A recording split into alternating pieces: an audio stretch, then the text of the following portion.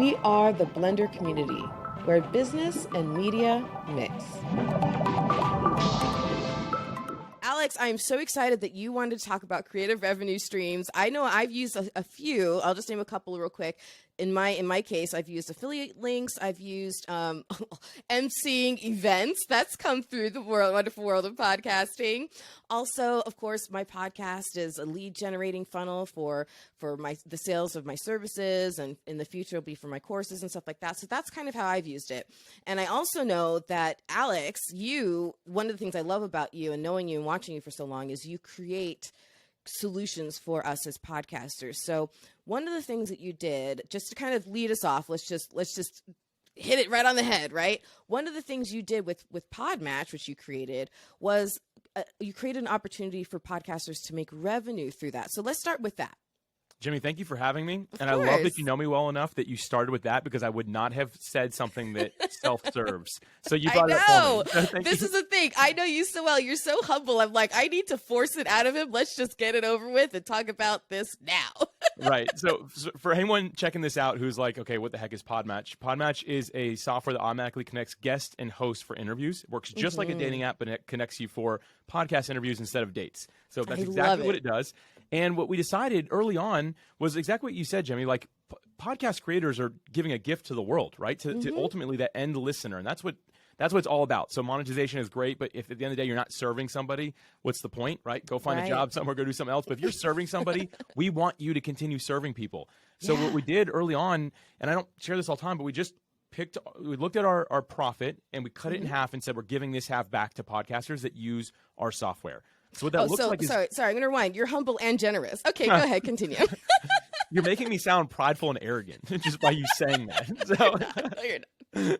So yes, so that's exactly what we do. Basically, any podcast host who's using our software to find guests, and they're telling us when they're releasing episodes, because the system gives you all these prompts. So as that's all happening, we are actually we're just doing more or less a profit share with our podcast hosts. And we've got some hosts that they find one guest a quarter, and so they make a few dollars, right? But we've got some hosts that multiple times per week are finding guests.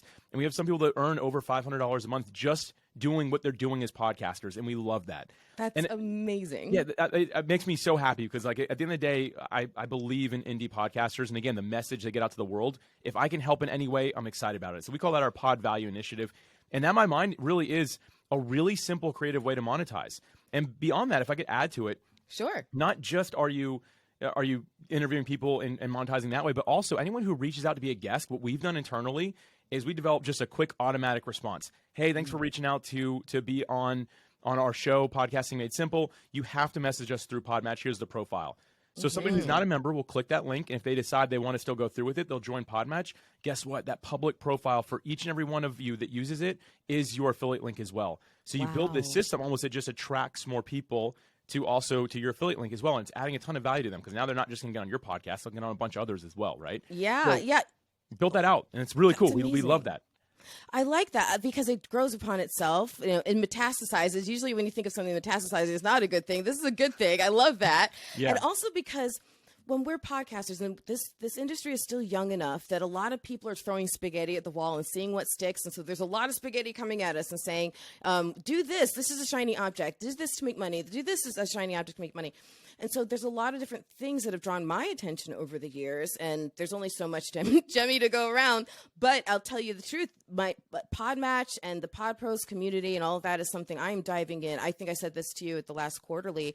I'm diving into this year big time, because I see all of that potential. So I just want to make sure everybody is fully aware that of both the community support and also obviously the monetization opportunities there as well. But so that is fantastic. Alex, you just keep bringing in awesome solutions. But so let's bring up some other solutions. These that you didn't create, but they're also wonderful, wonderful ideas. What you got? Yeah, I call this the unconventional stuff. So we'll get through as many of them as we can here. And I feel like I have just a running Rolodex in my mind. So we're not going to just ramble on forever. Don't worry, buddy. This will end. But I'll go like a complete opposite, and we'll kind of work our way back to some more podcasting related things. But here's one. If you like podcasting, if you're like, I like the entire art of it, there are so many people, and especially companies, that are interested in podcasting as well.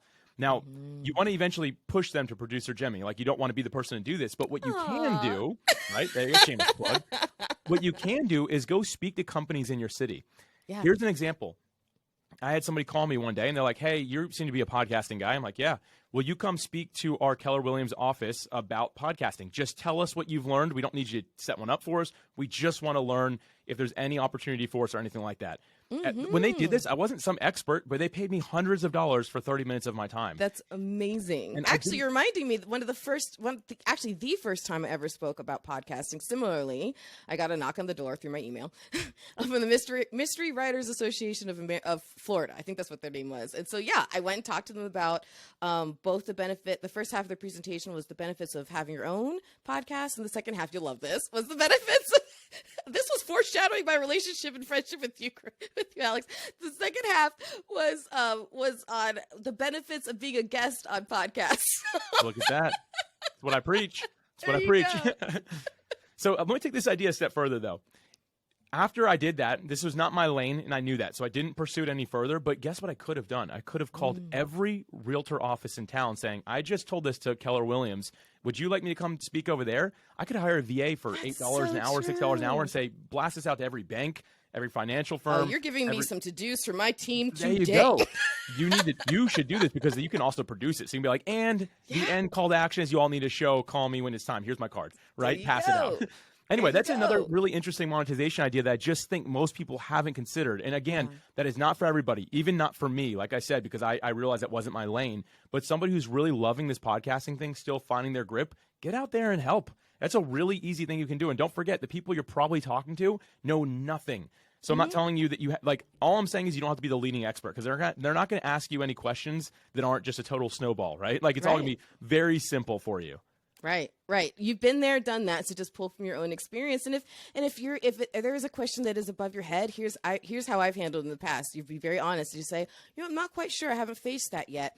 But let me go. I have a lot of amazing friends and peers in the community. Let me just bring that question to them, and I'll circle back to you. And they appreciate that so much, because now they know that not only do you have a lot of knowledge, but when you don't, there are people in your circle who do. So yes, they still lean on you. That's right. So my next one here. Again, I'm going to bring it back now a little bit, right? Yeah. I call this one a marketing boost. And I like this one a lot because it it does grow your show if you do this as well. This is when I'm like, hey, Jemmy, I really enjoyed our conversation on the show. This is post, right? And I recommend not automating this. Just make it true. If it was actually very a good interview, organic. do this. Yeah, organic, make it natural. I really enjoyed our conversation. It was really good. I was wondering if you'd want to throw some marketing dollars at this so we can boost it on social media to get more people to listen to it, because you're really doing a good job driving them to your brand, and it raised a lot of awareness for you. Here's the thing. If a guest says, absolutely, I have $5,000 to throw at it, make it very clear, hey, I'm going to do the work to figure out like the lane this needs to be in. So I am going to keep a percentage for myself, but I will blast it out there and get it out to you. Wow. Or just recommend, hey, if you're not looking to make big money, say, hey, let's do $1 a day. You're going to spend $365 in the next year, and then keep whatever percentage, right? But if you can get a bunch of your guests to do this, your show is going to take off from a growth perspective, and it's monetized. Alex, you just gave me the chills. I've never heard that idea ever, and it's brilliant. That just because you're okay. So you kind of taking the idea a minute ago when you're talking about PodMatch and almost like crowdsourcing the effort of bringing in more people and and it just spinning in on itself. Similarly, now there's a way for you to do it through this too. You're so smart, Alex. I've heard all these, just so y'all know, I've learned this from other people along the way. And maybe it was a variation, right? Right. This one I'd never heard before, but I heard little pieces of it. And but it's cool because you're spreading you're not just taking on all the risk yourself. Right. You're sharing that with it's so brilliant. you know, and the thing to add, if someone heard that and they're like, well, I don't really know how to run ads, that's perfect. You can use, there's all kinds of podcasting tools, and you can reach out to producer Jemmy, who will lead you in the right direction, because want this to be evergreen, and they seem to show up and leave at any given time. There you go. And no better way to learn how to do ads than with somebody else's money. Right? No kidding. Exactly. And you can get pushed in the right direction, so you're not taking up all your time. But anyway, keep a profit for yourself. That's important, and you need to make that known. What I don't recommend doing, again, is automating this to be like, hey, Jemmy, guest, we had a great time, didn't we? If you would like to boost this. No, it needs to be organic and natural if it's going to work. Not everything's made to be automated. So I digress, but that's my point there. So people heard me talk with Mark Savant about ChatGPT. This might be one of those things you just reserve to keep it yourself. Keep it yourself. I agree with that. I agree with that. So the next point I'll give is along these same lines, and it's what I call a skip the line option. So a lot of people they have books they want to talk about. They have some time-sensitive, time-bound thing they're trying to promote. And for a lot of us podcasters that start doing a good job, we have a backlog. And so it doesn't really work, right? So you're like, oh, sorry, it's 4 months from now. Right. But you could say, hey, it's 4 months out, but I really agree with what you're doing. I believe in it. I think this is a good book that's going to be timely for my audience. We have a skip the line option. If you are willing to pay, here's how much it is. I will go through and have my team change the whole production. It is a lot of work on our end, but that's why you're going to help cover that cost. And then we'll put it in for the date that you want it to launch, so it's a win-win situation. By doing that, that's a huge win, because someone who truly has a budget behind marketing a book or something like that is going to be like, absolutely, you're going to let it out on the day that my book is coming out? That's perfect. And here's the other thing with that real quick, and then I'll turn it over to you, because I really want to hear your thoughts on this. Is if they're like, oh, my book comes out on Tuesday, and you're like, sorry, we only release episodes on Thursday. It is okay to release a bonus episode on a Tuesday if someone is willing to pay for it. Your audience is not going to be upset with you. Now, if someone's paying you to stop producing your podcast, that's a different story. But an extra episode here and there can work out really well. And it's not a lot of extra work for you, and you can capitalize on that a bit and turn that guest into a fan of yours. So it's like, wow, they had an option for me instead of just doing what everyone else said, which was, sorry, can't do it. It'll be out in 4 months like everyone else is telling you. Yeah. And this is going to go back to my number one piece of advice when it comes to sales.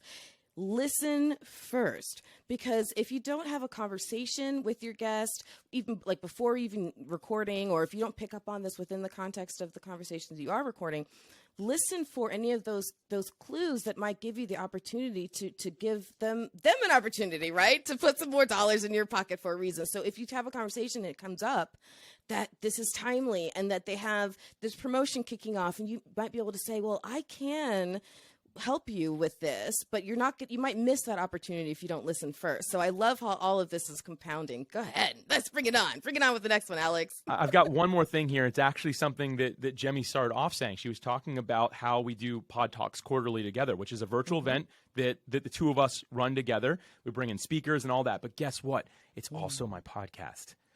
So what we do is once a quarter, we bring in 13 speakers, and we have them pre-recorded, and we stream it live. It's a really unique format, I think, Jimmy. I think it's so much fun. It's honestly, out of all the thing. things that I've done in podcasting, which is a lot, unbelievable amounts. This is something I am so excited that I have on my calendar, because I look forward to it every quarter. It's a good time, great community. I can't say enough. Phenomenal speakers, and what's amazing is, no one is ever disappointed. Everyone always leaves there feeling like they got so much value, tons of notes. So yeah, okay, go ahead. So, I could go on and on and on about it. Here's the thing. Not only is it, thank you for all that, you reinforce my point. It's a great event that we put on, and we charge for it, so people pay to be there, but it turns into the next 13 weeks of content for our blog, for our there are podcast episodes, there are YouTube videos, and they come out one a week. And then 13 weeks later is the next event, and then we do that. We have something gets released every single week, and every quarter we're restringing them all, charging people to be there. And here's the thing. People love it because they get some interaction with the people that are on the podcast. They get to hear some episodes 13 weeks in advance. And here's the thing. It's paying for all of our production. So everything is covered. We have people are like, wow, you do really high quality stuff. I'm like, yeah, it costs us $0 at the end of the year because we break even on it. And we chose to keep it that level. We could probably make money doing it. But consider making part of your podcast a virtual event of some sort. And I'm telling you what, you'll cut back on some of the work, but also maximize the opportunity that's there. And some of your 100%. Community and listenership would love that opportunity to be there with you. You know, one thing that I don't think enough podcasters do is find what is a unique opportunity that really only they can capitalize on. You know, if you have a show, if you have a community, if you have a business, you have a what is it as an element of that you can bring into the show that nobody else really can? And so you being able to say, hey, I have this whole entire PodPros community. I can think outside the box of how I can make this content, create this content, and use it and have them kind of, feed into each other that way. So you listener, as you're watching, think about what is unique about your own situation that you can possibly bring in. Are you a board member of some organization? Can you maybe bring in those people as interviews? Whatever it is, like, think about creative ways that you can use what you're already involved in, what's already part of your ecosystem, and bring it into your podcast. And if you can think of an opportunity that helps you monetize, even better. That's so brilliant. So brilliant. Okay. So you've given us so many really wonderful ideas. And I think my listeners' creative juices are really flowing right now, of course. So let's talk about one more thing that people can do. Because, I mentioned before, one of the ways that I use my podcasting is lead generation for my podcast services. But I have yet to write a book. Hopefully one day soon. We're all waiting. We're all waiting for it. We're all waiting. It'll be a comic book. But one day I'll have it. So, but one thing that a lot of podcasters do is they do write a book, or they have a book and then they decide to write a podcast. So whether the chicken came first, or the egg came first, books and podcasting really, really go hand in hand. And you know this firsthand. So tell us a little bit about how you've created some books that, again, it all kind of wraps together, but the books have to do with the podcast, have to do with the community. So go into all that. Yeah, I'll keep it real brief because I didn't write much of the book, and that's I kind know, of the magic but it's of it. It's brilliant though. You are capitalizing on your ecosystem. People don't really look around enough and see what they can do with who they already know. So, okay, go ahead. So I've had opportunity to sign a ton of these books at this point, and all I wrote was a page and a half. I wrote the acknowledgments and the thank you page. I love it. That's it. Like I said, thank you and the introduction. Sorry, that's what I wrote. But the thing is, your summits make your podcast. Your friends make your book. This is great. Right? There you go. You're brilliant. It's a beautiful thing because we built a community around it. And so if you're just for me, we have the softwares, right? So it's specifically around the softwares. But if you have a podcast, it can be your guests collectively being the co-authors in the book. And that's exactly what we did. We had 30 people together make up these two books, and we had somebody run the process who knew the book publishing space, unlike me or anyone else in the group, right? But we just put all of our expertise together, and you can do that with your past guests. And guess what we did? We charged these authors to be part of it. Like, it's just part of the process, because we were like, hey, we need to break even on the production cost, right? And then we donate 100% of, I've made it very point. I was like, I never want to see a penny from this. 100% of any profit needs to get donated. And we kind of pick those causes and stuff like that. Sure. You should take profit. I'm telling you that now. We make profit from our software. That's why we give other things away. But I think it's just important to think about, okay, who have I talked to and what have we talked about? And is there something we can do together because of this? Yes. I think that's a really great way for you to monetize once again. Yes, and the synergy could be a book, or it could be live events. It could be all kinds of things. You never really know what's going to come of it, or it could be another podcast. We as podcasters tend to collect them sometimes, so it could be another podcast. You never know. But wow, we could really go on forever because you're so brilliant in so many different ways, and you've contributed to podcasting and the scene in so many different ways that I have a feeling you're going to be able to come on and do this with me off multiple topics. But if you are listening and watching this, please take one of those and really start to flesh out a good idea for yourself, because here's the thing. We don't want you to pod fade, right? And there are a lot of reasons, heartbreakingly, there are a lot of reasons why people pod fade. And one of those is because it can get frustrating if you feel like you're pouring so much in and you're not getting anything out. One of those things that you can get out of it can be, the value of the conversation itself, but also, let's be real. Value of money is great. It's a great motivator. It keeps you from pod fading. So if there's a way to defray your costs and even make it profitable, thank you, Alex, for giving people some more ideas. So how can people continue to find, follow, and support you? Yeah, thank you again. This has been so much fun. I enjoy any sort of collaboration we get to do. So thank you, Jen. I appreciate it. Yeah, if you're interested in anything I do, podpros.com/win. It'll give you 5 quick wins as a podcast guest or podcast host. You can read all of it in under 5 minutes. I don't ask for email address or anything like that. And from there, you can find everything I do. But podpros.com/win has got it all. Fantastic. We'll put links in the show notes. Alex, thank you so much. I can't wait to see what else you bring on the horizon for us as podcasters. As the industry grows, your vision just keeps growing. So keep bringing it on, Alex. Thank you so much. Yeah, thank you again for having me. I really appreciate it. We are the Blender community, where business and media mix.